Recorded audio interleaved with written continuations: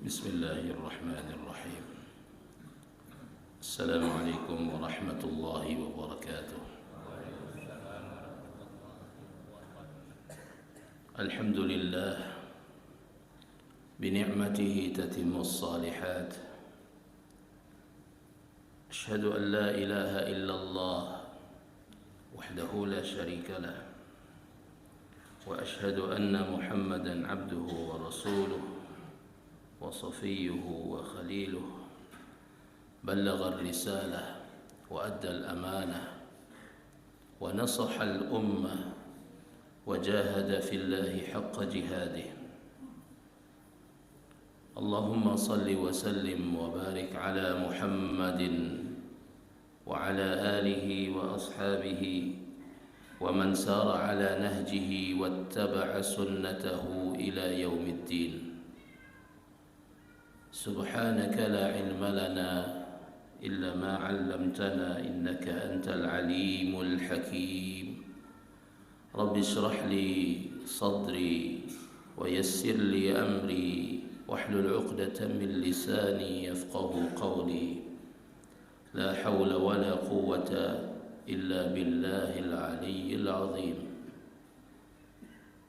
قال تعالى في كتابه الكريم بعد أعوذ بالله من الشيطان الرجيم: محمد رسول الله والذين معه أشداء على الكفار رحماء بينهم تراهم ركعا سجدا يبتغون فضلا من الله ورضوانا سيماهم في وجوههم من أثر السجود ذلك مثلهم في التوراة ومثلهم في الإنجيل كزرع أخرج شطأه فأزره فاستغلظ فاستوى على سوقه يعجب الزراع ليغيظ بهم الكفار. وعد الله الذين آمنوا وعملوا الصالحات منهم مغفرة وأجرا عظيما. Bapak-bapak, ibu-ibu, hadirin jemaah Masjid Al-Furqan yang dimuliakan Allah Subhanahu wa ta'ala. Alhamdulillah wa syukurulillah, kembali sama-sama kita panjatkan puji syukur kehadirat Allah Subhanahu wa ta'ala yang telah melimpahkan kepada kita karunia, anugerah, nikmat yang sangat banyak. La tu'addu wa la tuhsa, tidak terhingga dan tidak terhitung betapa besar dan banyaknya nikmat Allah Subhanahu wa ta'ala yang mengalir terus-menerus dalam kehidupan kita. Allah hidupkan kita kembali dari kematian kita. Alhamdulillahilladzi ahyana ba'dama amatana wa ilaihin nusyur. Karena tidur adalah merupakan salah satu bentuk kematian. Ketika Allah takdirkan seorang hamba untuk hidup kembali, maka rohnya dikembalikan kepada tubuhnya. Namun sebaliknya, ketika hamba tersebut ditakdirkan oleh Allah umurnya sudah sampai, ajalnya telah tiba, maka roh tersebut tidak ia kembalikan ke jasadnya. Bapak Ibu jemaah yang dimuliakan Allah Subhanahu wa ta'ala, kembali kita menyambung kajian kita tentang sirah nabawiyah, kehidupan Nabi kita yang mulia, Nabi Muhammad sallallahu alaihi wasallam. Dalam pembahasan yang lalu kita sudah berbicara tentang perjalanan hidup Nabi sallallahu alaihi wasallam bersama ibunda tercinta Aminah binti Wahab, di mana ketika beliau bersama sang ibunda tersebut, beliau dibawa oleh sang ibunda Aminah binti Wahab ke negeri yang kelak negeri tersebut adalah merupakan tempat beliau hijrah, yaitu Yathrib, untuk menjumpai keluarga sang ibunda. Kemudian sekembalinya dari kota Yathrib tersebut, tidak jauh dari kota Yathrib, hanya beberapa kilometer, sebuah tempat yang disebut dengan Abwa. Tempat yang disebut dengan Abwa maka sang ibunda dipanggil oleh Allah Subhanahu wa taala, diwafatkan oleh Allah Subhanahu wa taala. Ketika itu baginda Nabi sallallahu alaihi wasallam berumur 6 tahun. Bisa kita bayangkan bagaimana sedihnya seorang anak yang berumur 6 tahun, yang sudah berakal, yang sudah faham arti kehilangan orang yang dia cintai. Betapa sedihnya baginda Nabi kecil pada waktu itu ketika umur 6 tahun ditinggal oleh sang ibunda tercinta, yang mana sebelumnya beliau sudah ditinggal oleh sang ayahanda tercinta. Sebelum beliau lahir di muka bumi ini, ayahanda tercinta juga diwafatkan oleh Allah Subhanahu wa taala. Yang umur mereka berdua, Bapak Ibu jamaah yang dimuliakan Allah Subhanahu wa taala, ketika meninggal dunia, umur ayah dan juga ibunda Nabi sallallahu alaihi wasallam ketika meninggal dunia tidak lebih dari 20 tahun.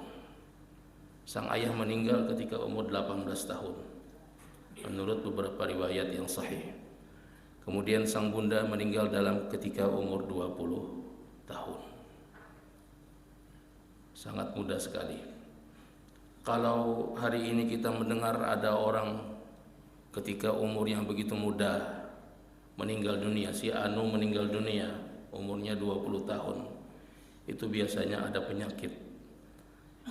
Atau tiba-tiba saja ada seseorang berumur misalnya 25 tahun atau 30 tahun meninggal dunia, itu biasanya ada penyakit bawaan. Namun di dalam lembaran sejarah Nabi sallallahu alaihi wasallam tidak ada catatan oleh para ahli ilmu dan juga ahli sejarah yang menyebutkan bahwa kedua orang tua baginda Nabi sallallahu alaihi wasallam meninggal dalam keadaan membawa penyakit. Meninggal membawa penyakit. Kalau misalnya ada penyakit yang berbahaya atau penyakit yang mematikan, tidak. Tapi mereka berdua meninggal dalam usia yang sangat belia, dalam kondisi yang segar bugar, dalam kondisi sehat walafiat. Maka para ahli sejarah atau ahli ilmu, mereka mencari iktibar, mencari ibarat, mencari pelajaran. Kenapa orang tua baginda Nabi sallallahu alaihi wasallam dipanggil oleh Allah Subhanahu wa taala dalam usia yang sangat-sangat muda sekali? Kenapa mereka tidak diberikan kesempatan untuk melihat bagaimana Nabi sallallahu alaihi wasallam nanti dewasa ketika menjadi seorang pemimpin umat, pemimpin yang berhasil membawa umat manusia? Kenapa demikian? Maka para ahli ilmu mencari hikmah dan juga pelajaran mengapa hal tersebut terjadi. Bapak Ibu jemaah yang dimuliakan Allah Subhanahu wa taala. Adapun di antara hikmahnya adalah pertama, anna muhimmatahuma qad intahat. Bahwa sesungguhnya tugas mereka berdua itu sudah selesai. Tugas mereka berdua, Abdullah bin Abdul Muttalib dan Aminah binti Wahab, ayah dan juga ibu Nabi sallallahu alaihi wasallam, itu sudah selesai.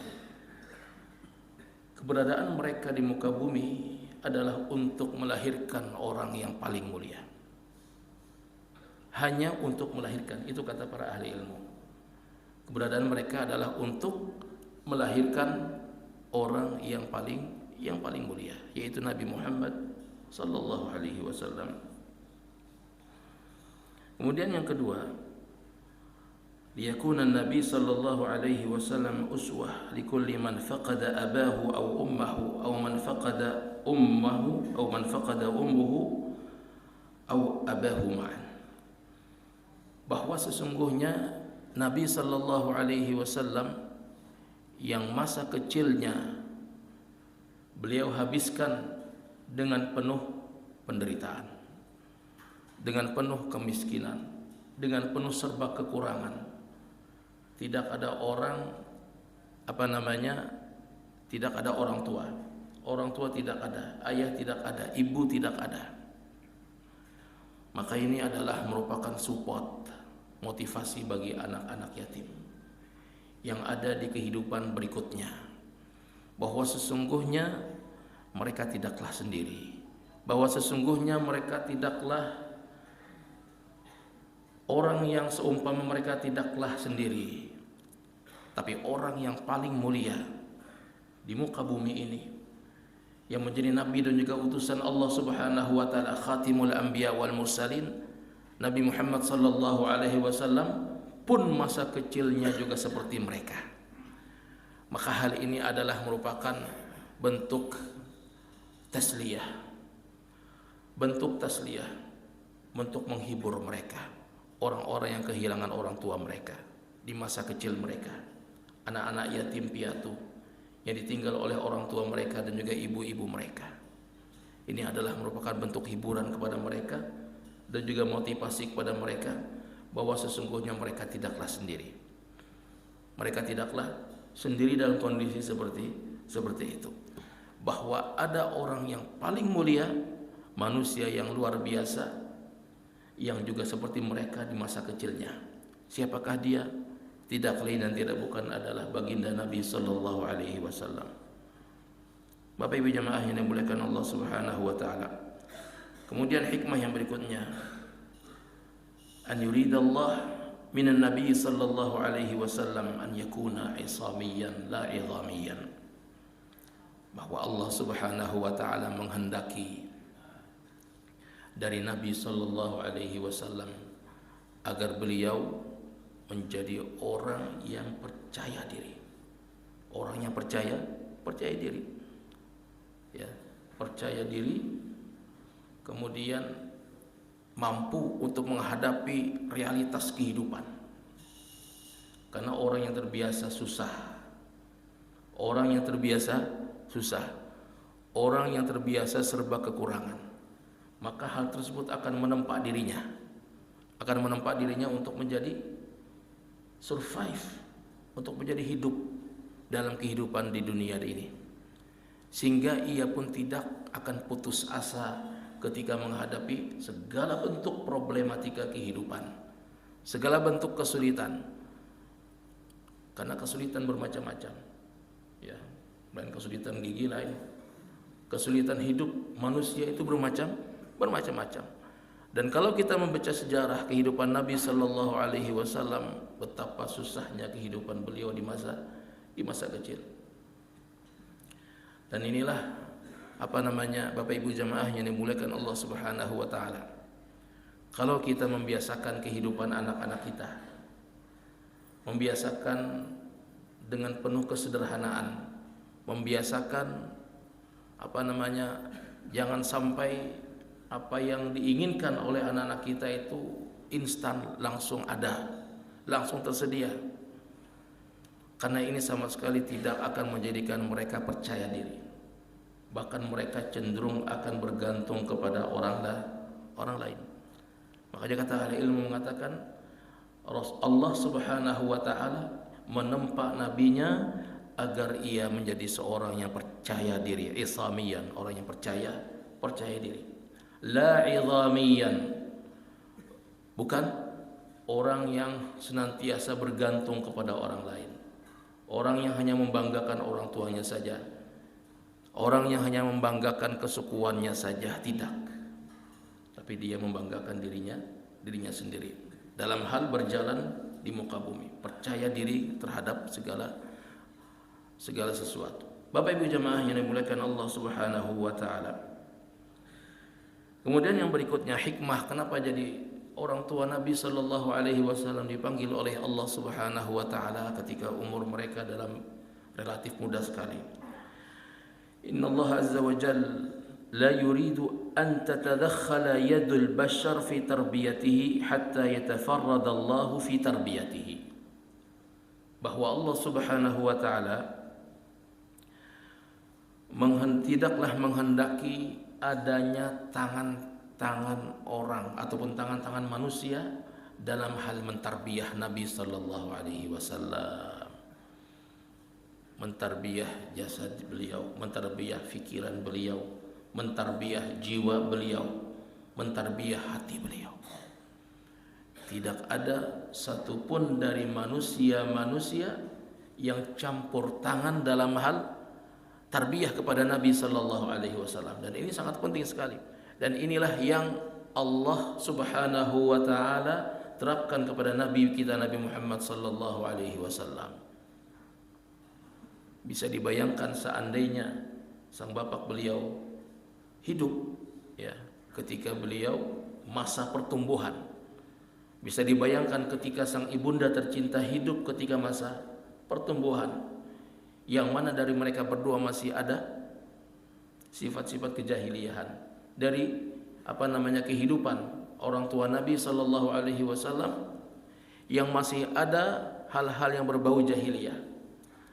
Seandainya mereka berdua, kata ahli ilmu, mereka hidup di masa pertumbuhan Nabi sallallahu alaihi wasallam, maka pasti pertumbuhan Nabi sallallahu alaihi wasallam, tarbiyah Nabi sallallahu alaihi wasallam itu ada sedikit banyaknya tercampur dengan hal-hal yang berbau kejahiliahan.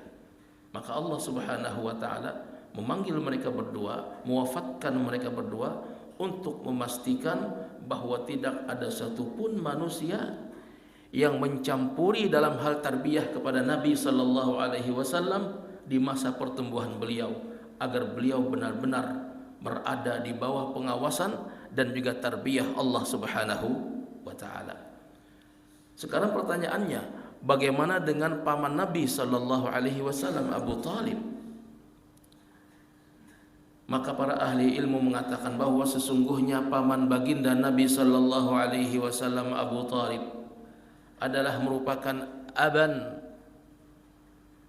seorang ayah mughadhiyan, seorang ayah yang memberikan makan, seorang ayah yang memberikan makan, la aban murabbiyan, bukan seorang ayah yang memberikan tarbiyah, tarbiyah akhlak, tarbiyah kejiwaan, tarbiyah pemikiran dan lain sebagainya.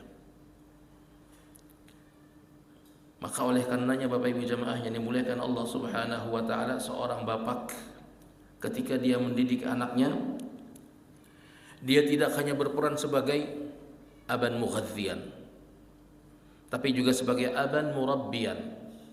Aban murabbiyan, apa bedanya? Aban mughadhin wa aban murabbin, bapak yang memberi makan dan bapak yang memberikan pendidikan tarbiyah.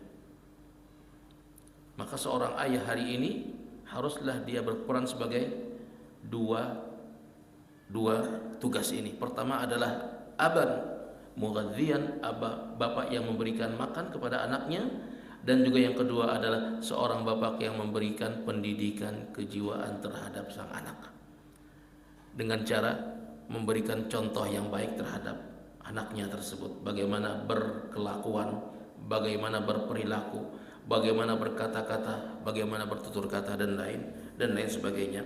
Itu yang keempat di antara hikmah kenapa jadi Allah Subhanahu wa taala mewafatkan kedua orang tua Nabi sallallahu alaihi wasallam di usia yang belia. Kemudian yang kelima, lianna Allah taala yuridu minhu sallallahu alaihi wasallam an yakuna rahiman. Liannahu sallallahu alaihi wasallam fi irhasati hayatihi mubtala bi anwa'il balaya. Karena sesungguhnya Allah Subhanahu wa taala menghendaki dari Nabi sallallahu alaihi wasallam agar beliau menjadi seorang hamba yang rahim. Hamba yang rahim. Apa itu hamba yang rahim? Hamba yang penuh kasih sayang. Dan hamba yang penuh kasih sayang ini harus ditempa dengan segala bentuk kesulitan, segala bentuk kekurangan, segala bentuk hal-hal yang menyulitkan dalam kehidupannya, sehingga ketika dia menjadi seorang yang isami, seorang yang percaya diri, dia pun memiliki hati yang lembut, karena terbiasa dengan segala kekurangan, terbiasa dengan segala kesulitan, sehingga hatinya pun menjadi rahmah, syafaqah, lembut, riqqah, halus.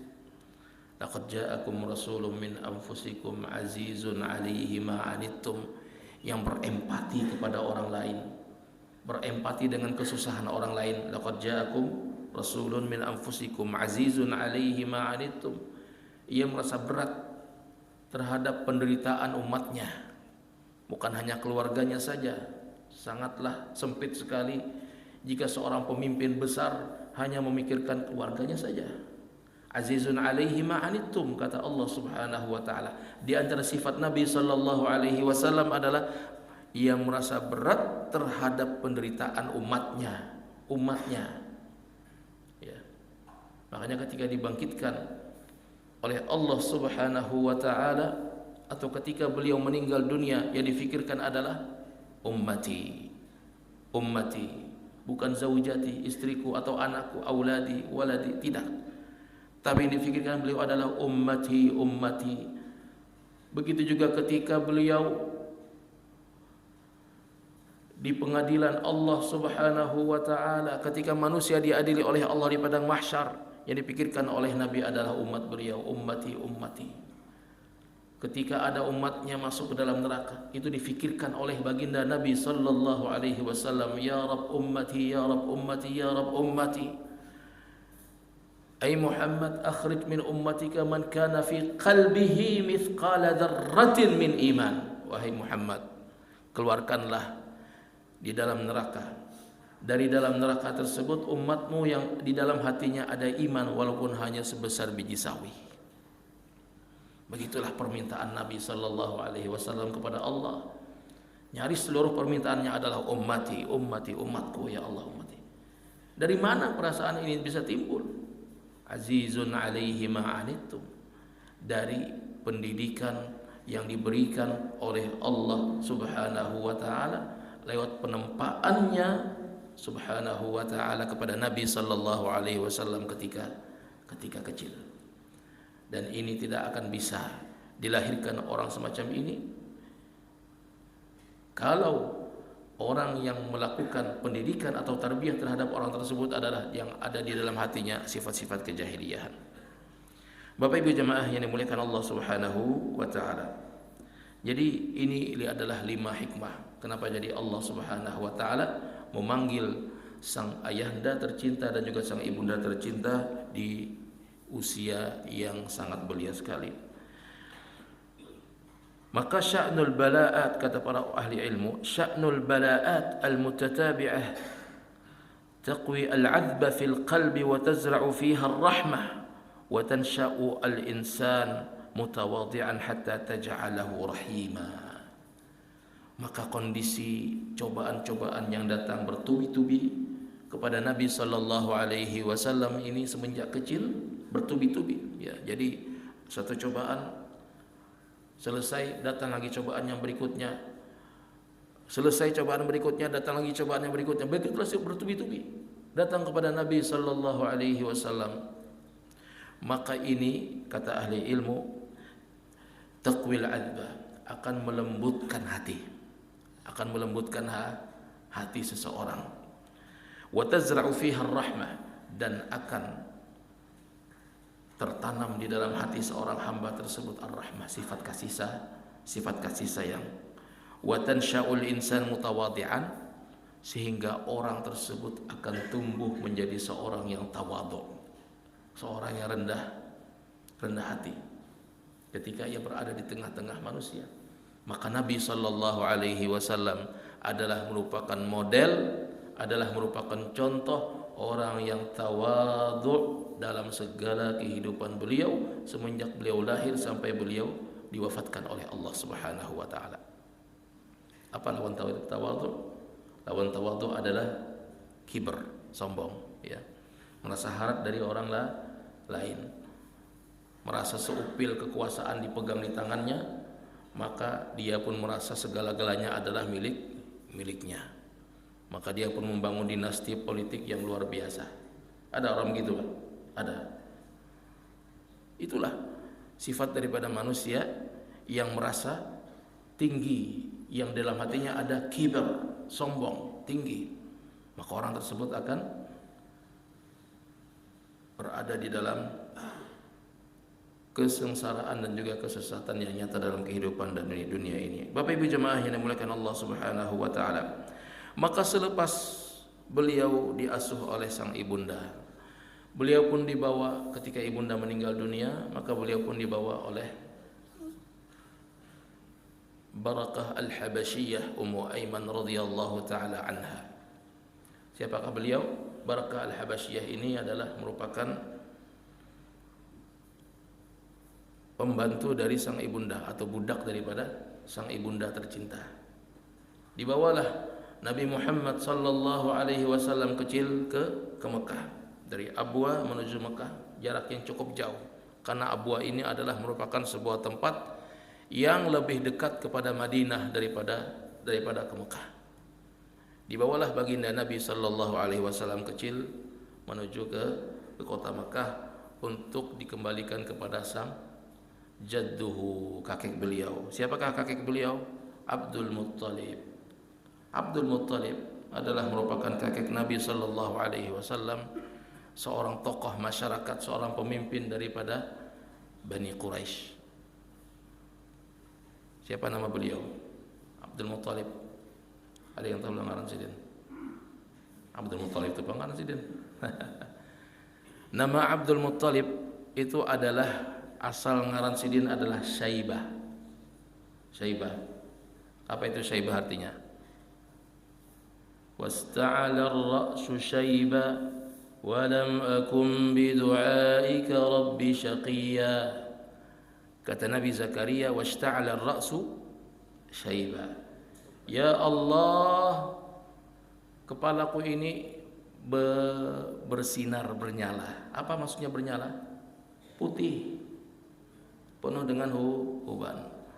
Jadi Syaibah ini atau Abdul Muttalib, kakek Nabi sallallahu alaihi wasallam, pas sidin lahir itu ada huban, bayi ada huban. Pernah lebih mendengar? Nah, pernah ya? Apabila, wah ini bang. Syaibah ini adalah kakek Nabi sallallahu alaihi wasallam. Nama asli daripada kakek Nabi sallallahu alaihi wasallam namanya adalah Syaibah. Apa arti Syaibah? Syaibah artinya huban. Kenapa jadi digelari huban? Dinamai huban oleh orang tua beliau Hashim bin Abdi Manaf. Karena sidin waktu lahir ada hubannya, tapi kada banyak penghubannya. Mungkin ada 1, 2, 3 helai daripada rambut terlihat putih oleh Hashim bin Abdi Manaf. Nah, kenapa jadi disebut Abdul Muttalib? Nah, ceritanya seperti ini. Ketika Hashim bin Abdi Manaf, ya, sidin melakukan perjalanan. Ya, karena kebiasaan mereka orang-orang Quraisy seperti yang disebutkan oleh Allah dalam Al-Qur'an, ila fi Quraisy ila fi rihlatas syita was-shaif. Melakukan perjalanan ke negeri Syam untuk berniaga. Maka sepulang dari perjalanan berdagang tersebut, Hashim bin Abdul Manaf ini, siapa Hashim bin Abdul Manaf? Orang tua dari Syaibah. Orang tua dari Syaibah. Siapa Syaibah? Abdul Muttalib. Siapa Abdul Muttalib? Kain Nabi, ya. Ngalih badan mana-mana. Jadi Hashim bin Abdul Manaf ini sepulang dari berdagang, lalu beliau meninggal dunia. Meninggal dunia. Di mana meninggal dunia? Di wilayah Syam, ketika itu disebut dengan Gaza. Di mana itu Gaza? Ya sekarang di Gaza, Palestina sekarang. Palestina di Gaza. Gaza itu adalah merupakan tempat meninggalnya datuk Nabi yang bernama Hashim bin Abdi Manaf. Hashim bin Abdi Manaf, ya. Makanya marga beliau adalah Al-Hashimi. Itu diambil dari datuk sidin yang bernama Hashim bin Abdi Manaf, meninggal di kota Gaza. Gaza adalah merupakan salah satu wilayah di negeri Syam pada waktu itu, merupakan wilayah kekuasaan bangsa Romawi. Nah, jadi sepeninggal Hashim bin Abdi Manaf, maka Syaibah ini dibawa oleh Dangsanak Sidin. Siapa Dangsanak Sidin? Dangsanak Hashim bin Abdi Manaf siapa? Al-Muttalib. Nah, Al-Muttalib, Bapak Ibu jamaah yang dimuliakan Allah Subhanahu wa taala, membawa kemanakan. Kemana? Ke Mekah. membawa kemenakan ke Mekah. Sampai di Mekah, rupanya Syaibah ini ketujuh menolongi orang, ketujuh suka menolong orangnya, menolong paman. Sesampai di Mekah, maka orang-orang Mekah menyebut Syaibah ini sebagai Abdul Muttalib. Apa itu Abdu artinya? Hamba. Abdu al-Muttalib, hamba sahaya dari Muttalib. Dari Muttalib ini adalah paman Syaibah sebenarnya. Paman Syaibah. Ujar Muttalib, ini lain hamba sahayaku, ini lain budakku, ini adalah keponakanku. Ini adalah keponakanku, kata Al-Muttalib tadi. Tapi karena orang ini sudah berikit, sudah ujar bahasa kitanya, sudah berikit sudah. Makanya ngaran apa misalnya ngarannya Abdullah, dikieu Adul, berikit Adul siapa? Abdullah itu, Bang. Jadi Abdullahnya kada dikenal lagi. Yang terkenal adalah Adulnya, anak itu juga. Paman Syaibah ini. Karena sudah berikit disebut orang Abdul Muttalib, sehingga namanya hilang. Kada lagi dikenal namanya. Ujar sudah dipadahkan sudah oleh Muttalibnya, ini lain budak aku, ini adalah keponakanku, anak daripada Hashim bin Abdul Manaf. Tapi ngarannya manusia sudah terbiasa, lisannya sudah terbiasa menyebutkan dengan gelaran-gelaran, maka akhirnya berikitlah nama Abdul Muttalib kepada kai baginda Nabi sallallahu alaihi wasallam. Nah, Bapak Ibu jamaah yang dimuliakan Allah Subhanahu wa taala. Maka akhirnya beliau pun dipanggil dengan Abdul Muttalib. Sudah nukah? Isyraq sudah. Iya. Sedikit lagi. Kana Abdul Muttalib yariqu lahu riqatan la yariqu ala ahadin min auladihi. Kakek baginda Nabi sallallahu alaihi wasallam ini adalah merupakan orang yang sangat lembut dan juga sangat halus kepada Nabi sallallahu alaihi wasallam. Jadi sayangnya luar biasa kepada Nabi sallallahu alaihi wasallam. La yariqu ala ahadin min auladihi. Sama sekali bagaimana kesayangan seorang kakek ini melebihi sayangnya kakek tersebut kepada anak-anaknya. Jadi sayangnya Abdul Muttalib kepada Nabi sallallahu alaihi wasallam, cucu beliau ini, melebihi sayangnya beliau kepada anak-anak beliau dan juga cucu-cucu beliau yang lain. Hal ini digambarkan lewat panggilan-panggilan beliau. Beliau terbiasa memanggil Nabi sallallahu alaihi wasallam ya bunayya, wahai anakku yang tercinta. Ya waladi, wahai anakku. Jadi sidin kadang memanggil Nabi itu dengan ya hafidi misalnya, atau wahai cucuku, tidak. Atau ya bena Abdullah, wahai anaknya Abdullah, tidak. Tapi beliau menyebut Nabi sallallahu alaihi wasallam dalam keseharian beliau, memanggil Nabi sallallahu alaihi wasallam dengan ya bunayya, wahai anakku yang tercinta.